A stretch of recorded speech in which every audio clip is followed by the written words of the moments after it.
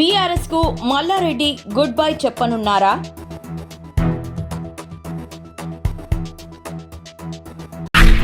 మేడ్చల్ నియోజకవర్గ BRS MLA మాజీ మంత్రి చామకూర మల్లారెడ్డి త్వరలో పార్టీకి గుడ్ బై చెప్పనున్నట్లు తెలుస్తుంది. ఆయన కాంగ్రెస్ పార్టీలో చేరుతున్నట్లు సమాచారం.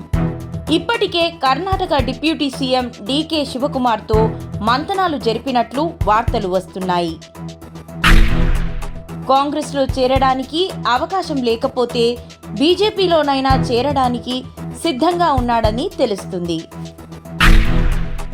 బీఆర్ఎస్ కు మల్లారెడ్డి గుడ్ బై చెప్పనున్నారా?